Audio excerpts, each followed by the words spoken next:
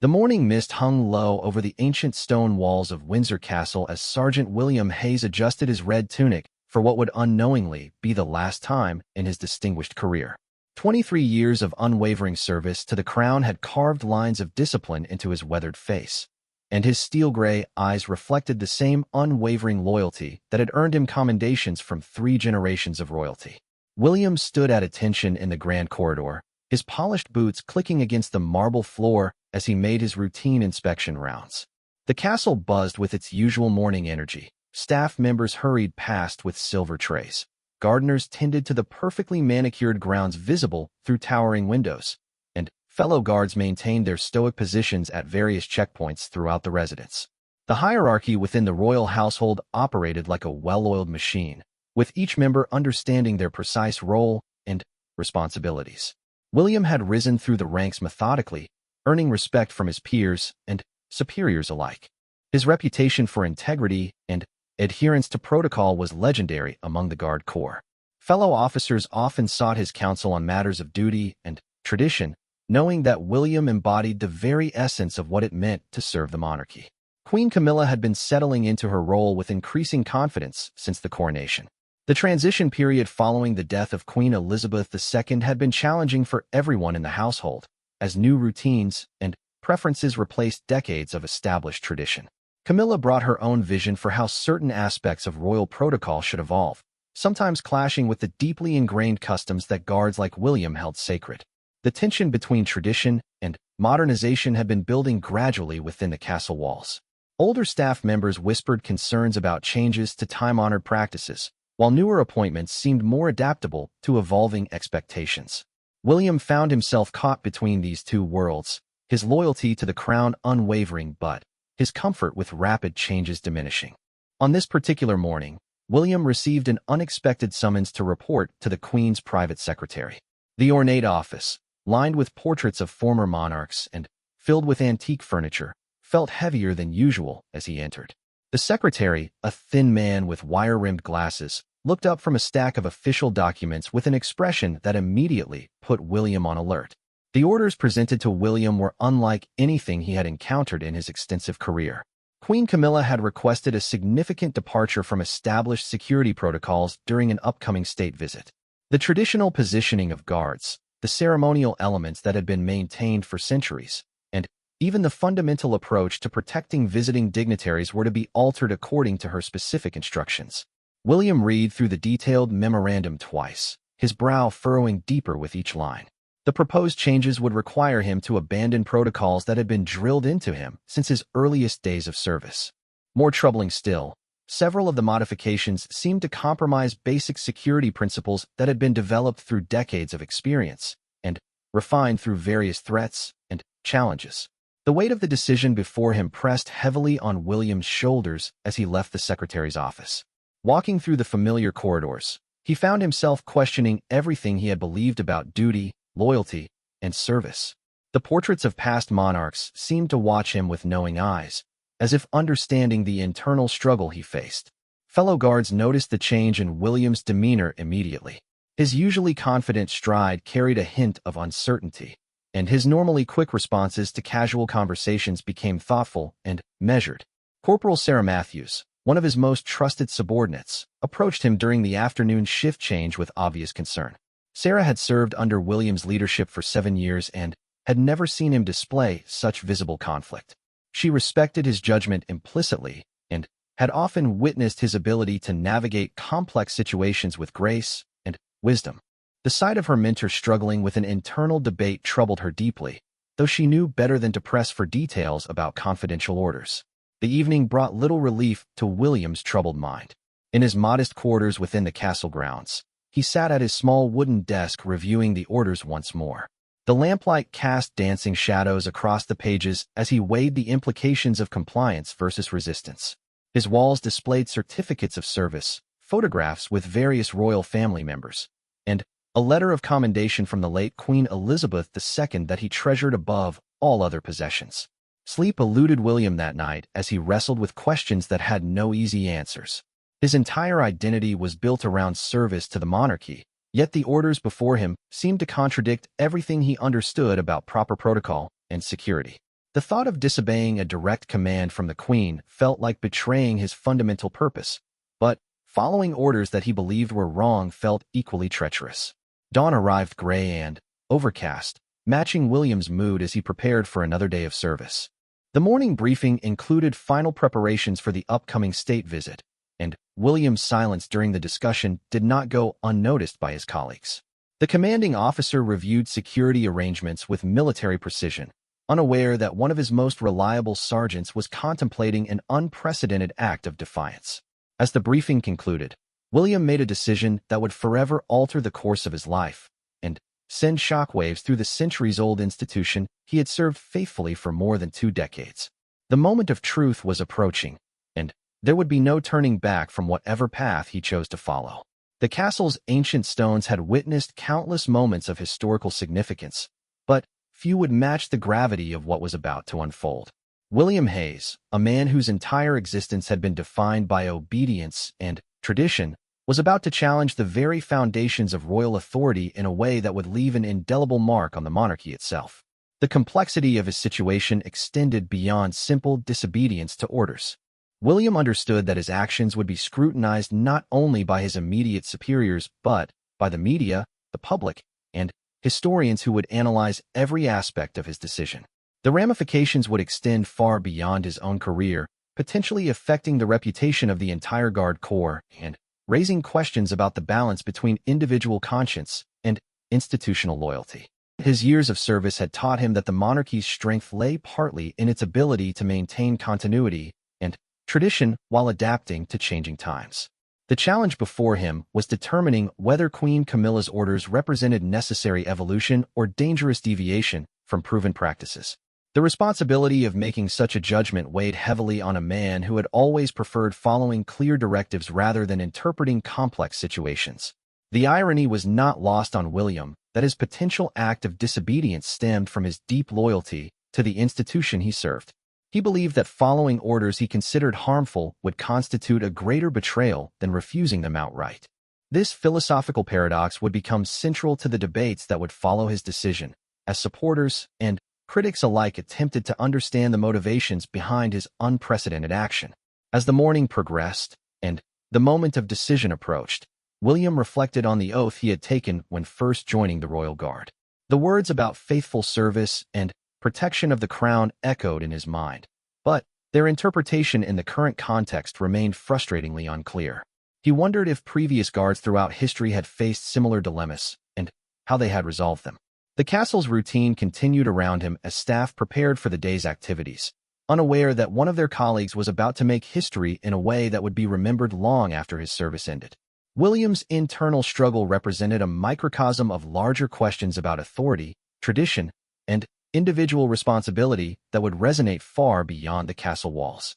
The approaching confrontation would test not only William's resolve, but also the monarchy's ability to handle unprecedented challenges to its authority.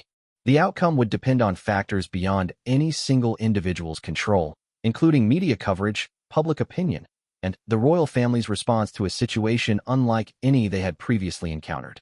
William's decision, whatever it might be, would serve as a defining moment in his life, and potentially in the history of the institution he had served so faithfully. The weight of that responsibility pressed upon him as he prepared to face the consequences of choosing between competing loyalties that had never before seemed incompatible.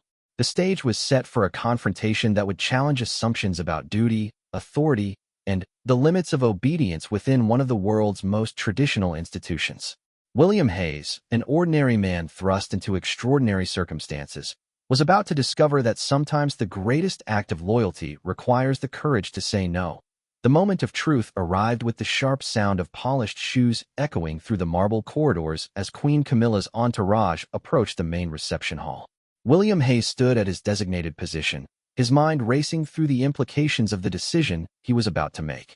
The familiar weight of his ceremonial sword and the pristine condition of his uniform served as reminders of the traditions he was preparing to uphold through an act of defiance that would shock the very foundations of the monarchy. The state visit had been planned meticulously for months, involving coordination between multiple government departments, security agencies, and royal household staff. Visiting dignitaries from a prominent European nation were arriving to discuss trade agreements, and strengthen diplomatic ties. The ceremony was to be broadcast live to millions of viewers worldwide, making it one of the most visible events of Queen Camilla's reign thus far. As the Queen approached, William could see the confidence in her stride and the determination in her expression. She had grown increasingly assertive in implementing changes to royal protocol since assuming her role, often dismissing concerns from long-serving staff members as resistance to necessary modernization. Her supporters praised her fresh perspective and willingness to challenge outdated practices, while traditionalists worried about the erosion of time-tested customs. The specific orders that William was refusing to follow involved altering the ceremonial guard formation in a way that would place visiting dignitaries in a position traditionally reserved for the monarch. Additionally, certain security protocols would be relaxed to create what Queen Camilla described as a more welcoming and less intimidating atmosphere. To William's trained eye, these changes compromised both the symbolic importance of royal ceremony and the practical requirements of protection. When Queen Camilla gave the signal for the modified formation to begin, William remained motionless at his traditional post. The silence that followed was deafening, as staff members and fellow guards realized that something unprecedented was occurring. The Queen's expression shifted from surprise to confusion to anger as she processed the reality that one of her guards was openly defying her direct orders in front of cameras and international guests. Corporal Matthews, positioned nearby, felt her heart race as she witnessed her mentor's act of defiance.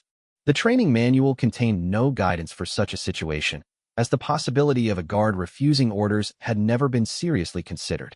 She watched helplessly as the carefully orchestrated ceremony began to unravel, unsure whether to maintain her own position or attempt to intervene in some way. The visiting dignitaries, initially unaware of the significance of William's actions, began to sense the tension in the air. Their own security details exchanged glances and subtle hand signals, preparing for any potential threat while trying to understand the nature of the disruption. The smooth diplomatic machinery that had been months in the making ground to an uncomfortable halt as all eyes focused on the standoff between the Queen and her disobedient guard.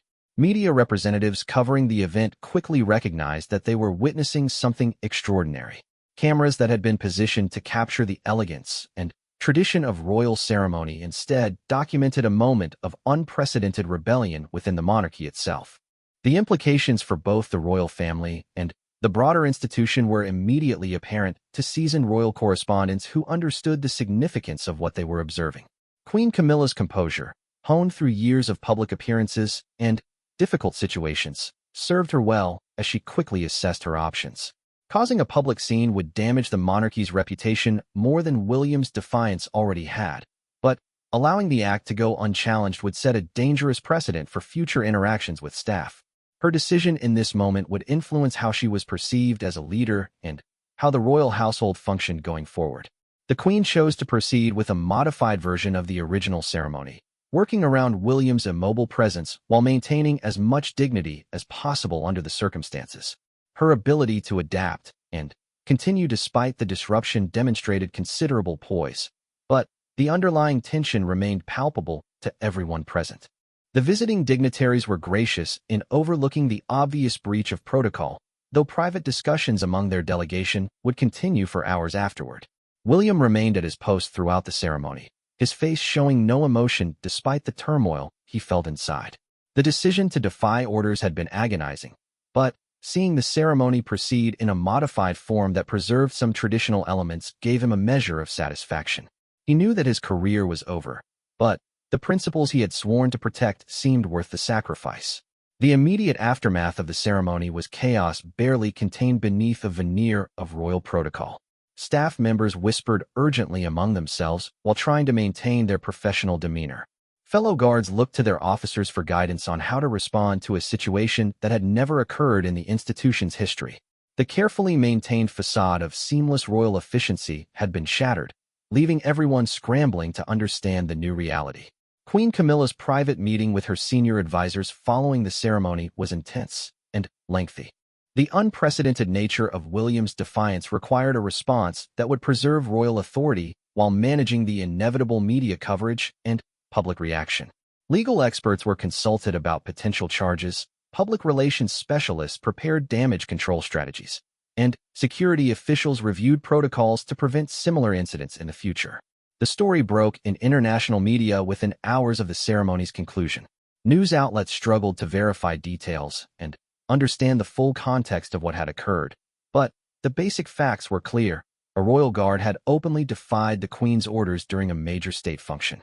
The narrative captured public imagination immediately, with social media platforms buzzing with speculation about the guard's motivations and the monarchy's response.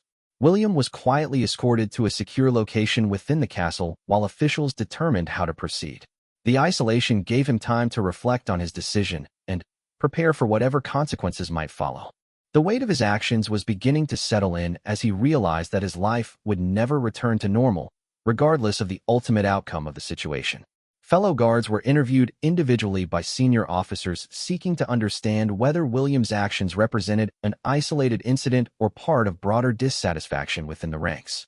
The questioning revealed underlying tensions about recent changes to protocol and procedures, though no other guards admitted to considering similar acts of defiance. The interviews highlighted the challenge of maintaining loyalty and discipline while adapting to evolving expectations under new leadership. Public reaction to the news was sharply divided, with some viewing William as a hero who stood up for tradition and principle, while others saw him as a disloyal subordinate who had embarrassed the monarchy. Social media campaigns supporting both perspectives emerged within hours, creating a broader debate about the balance between tradition and modernization within the royal family. The story became a lightning rod for existing opinions about the monarchy's role in contemporary society. Legal experts debated whether William's actions constituted a criminal offense or merely a breach of employment terms. The unprecedented nature of the situation meant that existing laws and regulations provided limited guidance for determining appropriate consequences. Constitutional scholars weighed in on the broader implications for royal authority and the precedent that any response might set for future interactions between the monarchy and its staff. The international diplomatic community watched the situation carefully, as the incident had occurred during a formal state visit that was intended to strengthen important relationships. While the visiting delegation handled the disruption gracefully, behind-the-scenes discussions focused on how such incidents might affect future diplomatic engagements and the perception of stability within the British monarchy. Queen Camilla faced pressure from multiple directions as she considered how to respond to William's defiance. Supporters urged her to take decisive action to demonstrate strong leadership and prevent similar incidents, while critics suggested that the situation revealed problems with her approach to implementing changes within the royal household. The decision she made would significantly influence her reign and legacy. The castle's ancient walls had witnessed many dramatic moments throughout history, but few had generated such immediate global attention and debate. The convergence of traditional royal ceremony, modern media coverage, and social media amplification created a perfect storm of publicity that would be difficult for the monarchy to manage. The situation highlighted the challenges of maintaining relevance and authority in an era of unprecedented transparency and instant communication. As the first day following the incident concluded, it became clear that William's moment of defiance had triggered a crisis that would extend far beyond the immediate consequences for his own career. The monarchy faced questions about its ability to adapt and evolve while maintaining the traditions and protocols that formed the foundation of its authority and appeal to the public. The morning newspapers delivered a thunderous blow to Buckingham Palace as headlines across the nation proclaimed the unprecedented act of defiance within the royal household. "Guard rebels against Queen," screamed the tabloids, while more conservative publications chose measured phrases like "protocol breach disrupts state ceremony." The story dominated front pages worldwide, with international media outlets scrambling to provide context about British royal traditions and the significance of William's actions. Within the palace walls, an emergency meeting convened before dawn. Senior advisors, legal counsel, security chiefs, and public relations experts gathered in the ornate conference room to address a crisis unlike any in recent memory. The mahogany table bore the weight of centuries of royal decision-making, but none of those present could recall a precedent for handling such a direct challenge to monarchical authority from within the household itself. Sir Edmund Hartwell, the Queen's private secretary and a veteran of royal service spanning 4 decades, led the discussion with characteristic precision. His experience had taught him that royal crises required swift, decisive action to prevent lasting damage to the institution's reputation. However, The unique nature of William's defiance presented challenges that traditional crisis management approaches could not adequately address. The legal implications proved particularly complex. William's actions occurred during his official duties, captured on international television, and involved the deliberate refusal to follow direct orders from the reigning monarch. Constitutional experts consulted by the palace offered conflicting opinions about whether criminal charges were appropriate or if the matter should be handled as an internal disciplinary issue.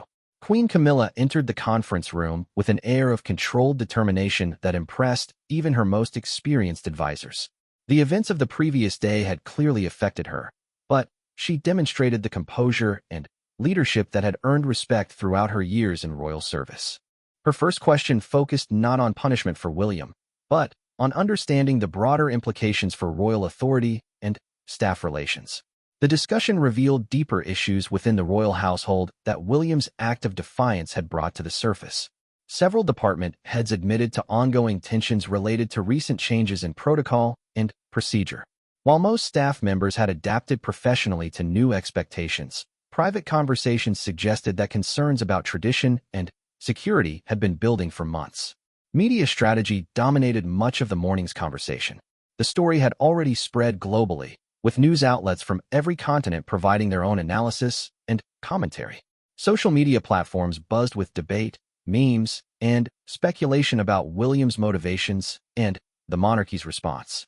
The palace's communications team faced the challenge of managing a narrative that had already taken on a life of its own. Public opinion polls commissioned overnight revealed a nation deeply divided in their response to the incident. Younger demographics showed more support for Queen Camilla's modernization efforts and criticized William's defiance as outdated loyalty to irrelevant traditions.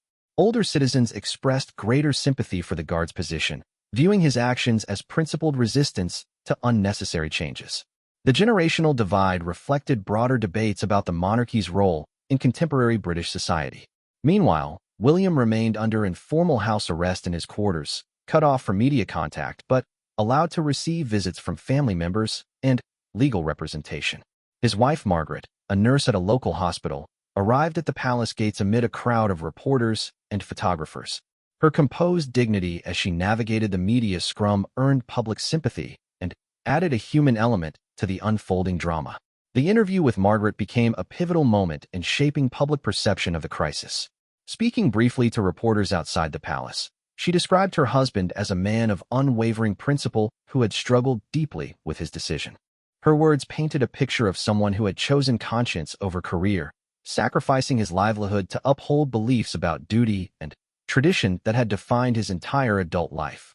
Parliamentary reaction came swiftly as members of parliament from various parties weighed in on the constitutional implications of the incident.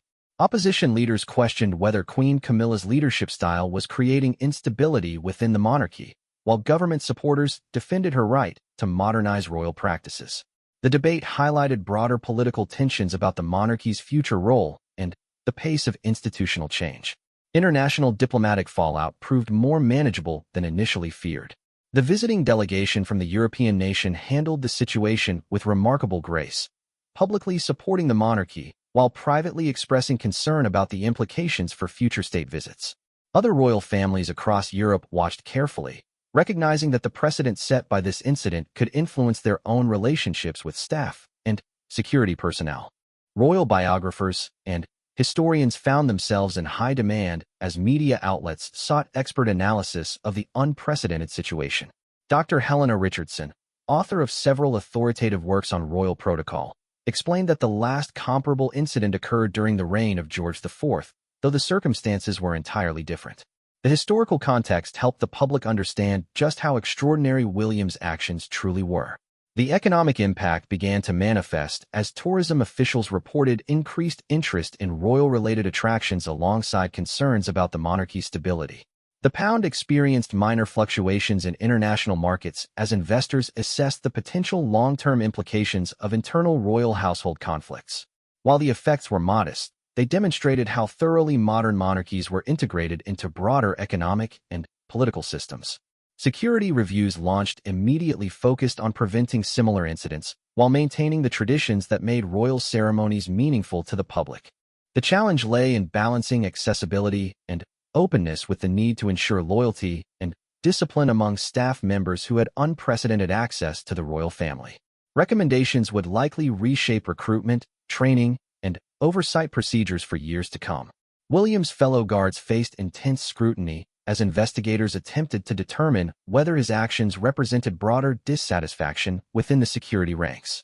Individual interviews revealed complex feelings about recent changes, though no evidence emerged of organized resistance or conspiracy. Many guards expressed respect for William's principles while distancing themselves from his methods, creating a nuanced picture of morale and loyalty within the service. Queen Camilla's decision-making process became a subject of intense speculation as she weighed options for responding to the crisis. Harsh punishment risked creating a martyr figure who could become a symbol of resistance to royal authority, while lenient treatment might encourage similar acts of defiance in the future. The choice she made would set precedents for handling internal dissent and demonstrate her leadership style to the world. Legal experts continued debating whether William's actions constituted breach of contract, insubordination, or potentially more serious charges related to interfering with official state functions. The unprecedented nature of the case meant that existing legal frameworks provided limited guidance, potentially requiring new interpretations of laws governing royal household employment and security protocols. The role of tradition versus modernization emerged as the central theme in public discussions about the incident. Supporters of William viewed him as defending centuries of royal customs against unnecessary change, while Queen Camilla's advocates argued that monarchies must evolve to remain relevant in contemporary society. The debate reflected deeper cultural tensions about preserving heritage while embracing progress. Religious leaders offered their perspectives on the moral dimensions of William's disobedience, with some praising his conscience-driven stand, while others emphasized the importance of respecting legitimate authority. The Archbishop of Canterbury's measured statement about the complexity of duty and conscience added gravity to discussions about the ethical implications of the incident. Educational institutions incorporating royal studies into their curricula found themselves scrambling to address student questions about the unprecedented situation. The incident provided a real-time case study in constitutional monarchy, civil disobedience, and institutional change that professors would likely reference for generations to come. As the second day of the crisis progressed, it became increasingly clear that William's moment of defiance had triggered conversations about fundamental questions regarding loyalty, tradition, and authority that extended far beyond the walls of any royal palace. The resolution would require careful consideration of precedents being set for future generations and the long-term health of the monarchy as an institution. The weight of history pressed heavily on all involved as they navigated uncharted waters in the relationship between the crown and those sworn to serve it. The outcome would influence not only William's fate, but the future dynamics of royal service and the boundaries of acceptable dissent within one of the world's oldest continuing monarchies. The decision came on a gray Thursday morning, delivered through official channels with the weight and formality that such momentous announcements required. Queen Camilla had chosen a path that surprised even her closest advisors, opting for a response that balanced justice with mercy while attempting to preserve both royal authority and institutional integrity. The announcement would reshape not only William's future, but the very nature of service within the royal household. Rather than pursuing criminal charges or immediate dismissal, the Queen announced that Sergeant William Hayes would face a formal inquiry conducted by a panel of senior military officers and constitutional experts. The inquiry would examine the circumstances leading to his defiance, evaluate the validity of his concerns about protocol changes, and recommend appropriate consequences.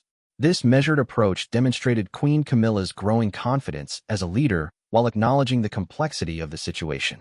The decision to establish a formal inquiry rather than summarily dismissing William generated intense debate among constitutional scholars and royal observers. Some viewed it as a sign of weakness that could encourage future acts of defiance, while others praised the Queen's wisdom in addressing underlying issues rather than simply punishing the symptom. The precedent being set would influence royal household management for generations to come. William received news of the inquiry with a mixture of relief and apprehension.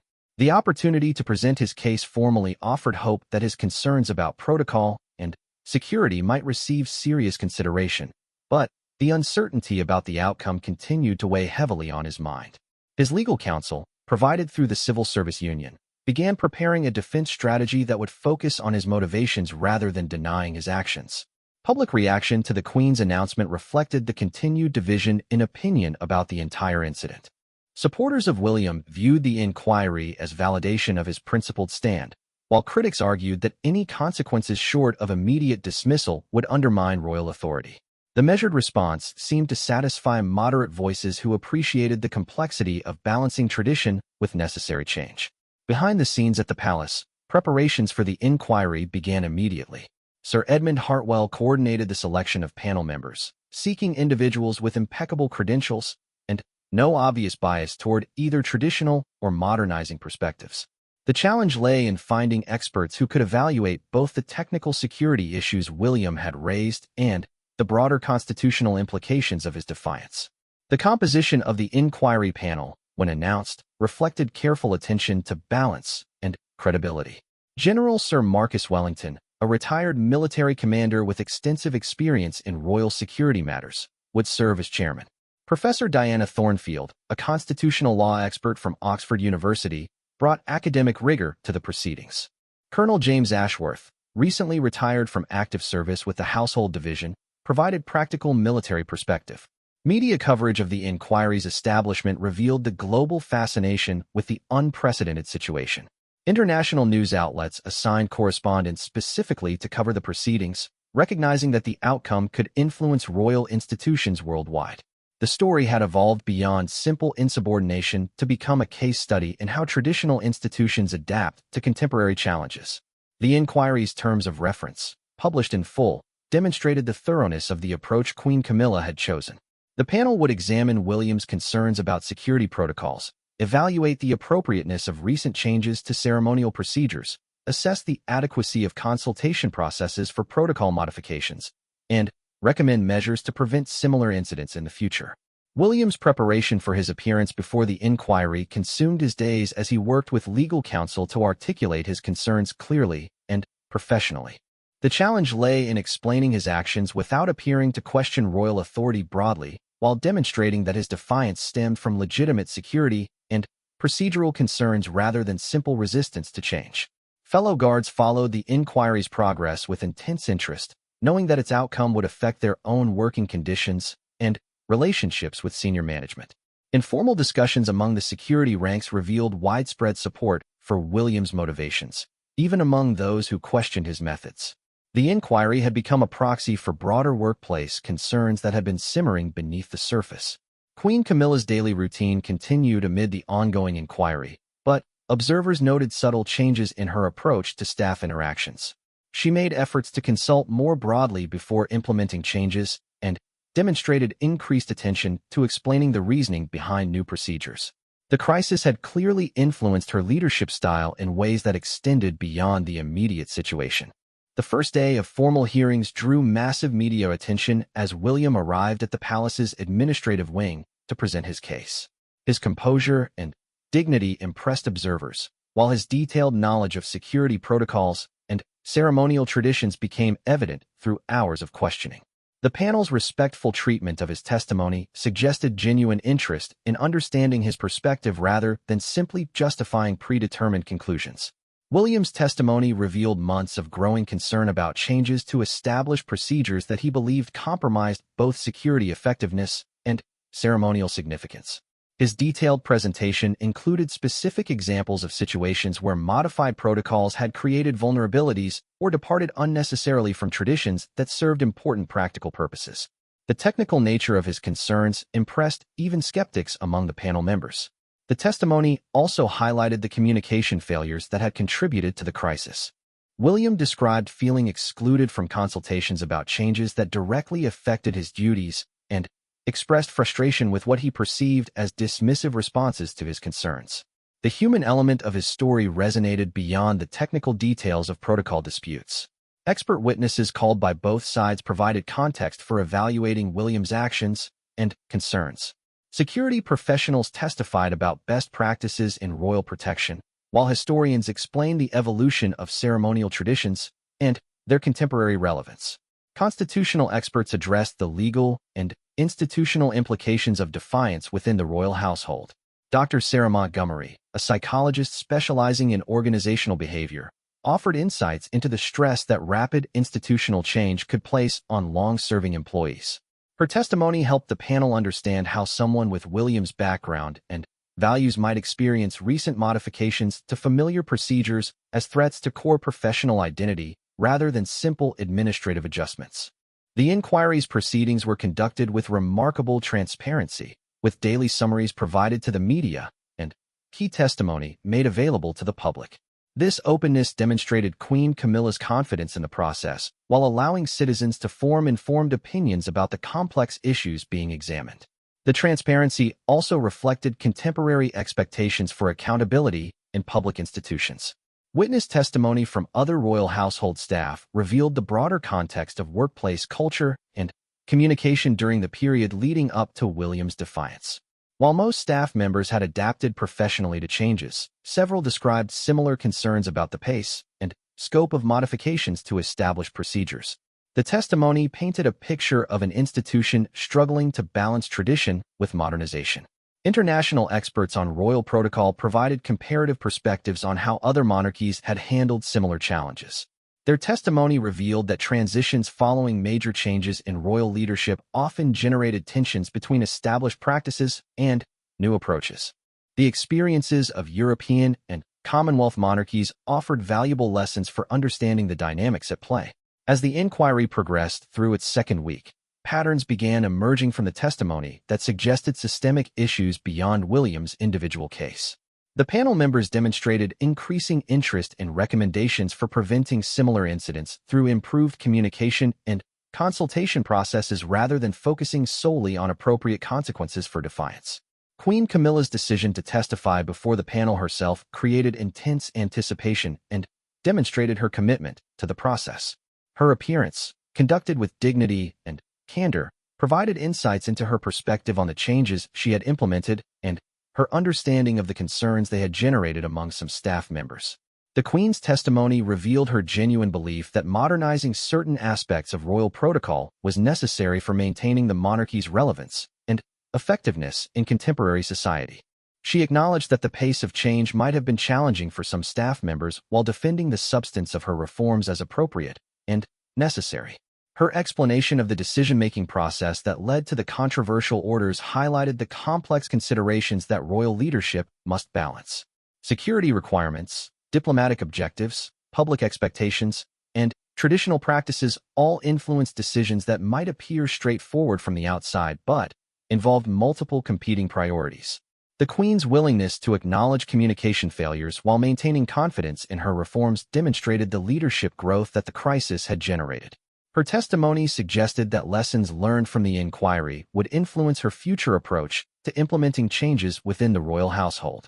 As the formal hearings concluded, attention turned to the panel's deliberations and the recommendations that would emerge from their comprehensive review of the unprecedented situation.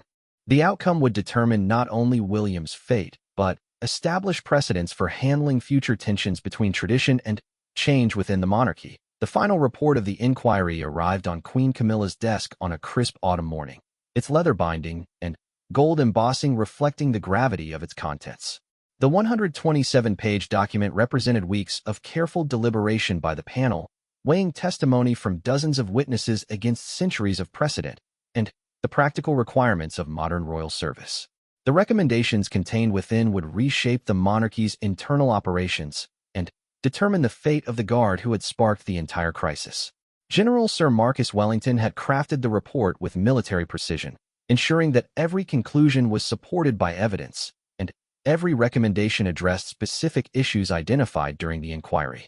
The panel's unanimous findings surprised many observers who had expected divisions reflecting the broader public debate about tradition versus modernization. Instead, the report demonstrated remarkable consensus on both the problems identified and the solutions proposed. The inquiry's central finding vindicated aspects of William's concerns while stopping short of excusing his methods. The panel concluded that recent changes to security protocols had indeed introduced vulnerabilities that compromised protective effectiveness without generating sufficient compensating benefits. However, they also determined that existing channels for raising such concerns had not been exhausted and that defiance during a state ceremony was an inappropriate response regardless of the legitimacy of underlying issues. Queen Camilla read through the report privately, taking notes on key findings and recommendations that would require immediate attention. The document revealed systemic problems in communication and consultation processes that extended far beyond the specific incident involving William. The panel had identified cultural issues within the royal household that needed addressing to prevent similar crises in the future.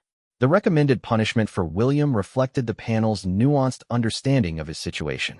Rather than dismissal or criminal charges, they proposed a formal reprimand, reduction in rank, and reassignment to duties that would utilize his expertise in training new guards while removing him from direct ceremonial responsibilities. The recommendation acknowledged both his legitimate concerns and the necessity of maintaining discipline within the royal household. More significantly, the report included comprehensive recommendations for reforming how protocol changes were developed and implemented within the royal household. The panel proposed establishing formal consultation mechanisms that would ensure experienced staff members could provide input on proposed modifications to established procedures. These reforms represented the most substantial changes to royal household management in decades. The public announcement of the inquiry's conclusions generated intense media coverage and analysis. William's supporters celebrated the vindication of his concerns about security protocols while accepting the appropriateness of disciplinary action for his methods. Critics of his defiance found validation in the formal reprimand while acknowledging that his concerns had proven legitimate. The balanced nature of the findings seemed to satisfy most observers. William received news of the panel's decision with mixed emotions. Relief at avoiding dismissal or criminal charges was tempered by disappointment at the reduction in rank and removal from ceremonial duties that had defined his career. However, the opportunity to contribute to training future guards offered a path forward that would allow him to continue serving the institution he loved while sharing the hard-earned wisdom that had made him question orders in the first place. The implementation of the inquiry's recommendations began immediately, with Queen Camilla demonstrating her commitment to learning from the crisis by announcing the establishment of a protocol review committee that would include representatives from all levels of royal household staff. The committee would evaluate proposed changes to established procedures and ensure that concerns could be raised and addressed before implementation. Sir Edmund Hartwell found himself tasked with overseeing the most comprehensive reform of royal household management practices in his 4 decades of service. The changes required developing new procedures, training programs, and communication protocols that would prevent future crises while maintaining the efficiency and dignity that royal operations required. The scope of the reforms reflected the profound impact of William's moment of defiance. Fellow guards welcomed William back to active duty with respect and support, recognizing that his sacrifice had led to improvements in their working conditions and input into decision-making processes. His new role as senior training instructor allowed him to shape the next generation of royal guards while ensuring that lessons learned from the crisis would be passed on to future servants of the crown. The training programs William developed incorporated frank discussions about the balance between loyalty and conscience that every guard might face during their career. His personal experience provided powerful lessons about the importance of raising concerns through proper channels while maintaining the discipline essential to royal service. New recruits learned not only about protocol and security, but about the ethical dimensions of their duties. Queen Camilla's leadership during and after the crisis earned widespread praise from constitutional experts and royal observers. Her decision to establish a formal inquiry rather than simply punishing William demonstrated maturity and wisdom that strengthened rather than undermined her authority. The transparency of the process and acceptance of the panel's recommendations showed confidence in her position and commitment to institutional improvement. The reforms implemented following the inquiry's recommendations transformed the culture within the royal household in ways that extended beyond the specific issues that had triggered the crisis. Staff members at all levels reported feeling more valued and heard in decision-making processes, while management benefited from access to practical expertise that improved the quality of proposed changes to established procedures. International royal families studied the British monarchy's handling of the crisis with great interest, recognizing valuable lessons for managing their own transitions and reforms. The precedent established by the inquiry process provided a model for addressing internal conflicts while maintaining institutional integrity and public confidence. Several European monarchies quietly adopted similar consultation mechanisms for their own households. The long-term impact of William's defiance became clear as the royal household settled into new patterns of operation that balanced respect for tradition with openness to necessary change. The crisis had forced a reckoning with assumptions about authority and obedience that ultimately strengthened the institution by making it more responsive to legitimate concerns while maintaining essential discipline. Media coverage gradually shifted from sensational headlines about royal rebellion to more thoughtful analysis of institutional change and adaptation. The story became a case study in organizational reform and crisis management that business schools and public administration programs would examine for years to come. The transformation of a potentially destructive incident into an opportunity for positive change impressed observers across multiple disciplines. William's personal transformation paralleled that of the institution he served, as he evolved from a soldier who followed orders without question to a leader who taught others to think critically about their duties while maintaining loyalty to the crown. His experience became a bridge between traditional approaches to royal service and contemporary expectations for ethical behavior and professional development. The annual ceremony commemorating the state visit where William's defiance occurred became an opportunity to reflect on the positive changes that had emerged from the crisis. Queen Camilla's remarks during the ceremony acknowledged the difficult period while celebrating the reforms that had strengthened the monarchy's ability to serve the British people effectively in the modern world. The relationship between William and Queen Camilla evolved into one of mutual respect based on shared commitment to the monarchy's success despite their different perspectives on specific issues. Their interaction during official functions demonstrated that institutional loyalty could accommodate disagreement and that effective leadership required listening to diverse viewpoints even when they challenged established practices. Years later, historians would mark William's act of defiance as a turning point in the evolution of the modern British monarchy, representing the moment when centuries-old institutions demonstrated their ability to adapt and reform while preserving essential character and purpose. The crisis had tested the monarchy's resilience and revealed strengths that would serve it well in facing future challenges. The legacy of the incident extended beyond the royal household to influence broader discussions about the balance between tradition and change in democratic societies. The way the monarchy handled internal dissent while maintaining public confidence provided lessons for other institutions struggling to adapt to rapidly changing social and technological environments. William's story became an inspiration for public servants facing ethical dilemmas, demonstrating that principled stands could lead to positive change when pursued through appropriate channels and with genuine concern for institutional well-being. His example showed that loyalty and dissent need not be incompatible when both are motivated by sincere desire to serve the greater good. The transformation of a moment of defiance into an opportunity for growth and reform represented the monarchy's successful navigation of one of its most challenging internal crises. The outcome validated both traditional values of duty and service and contemporary expectations for accountability and responsiveness, creating a stronger foundation for future success. As William continued his service in his new role, training generations of guards who would never face the same communication failures and consultation gaps that had led to his historic decision, the royal household operated with renewed confidence in its ability to honor the past while embracing necessary change. The crisis had passed, but its lessons would endure as permanent improvements to an ancient institution's ability to serve in a modern world.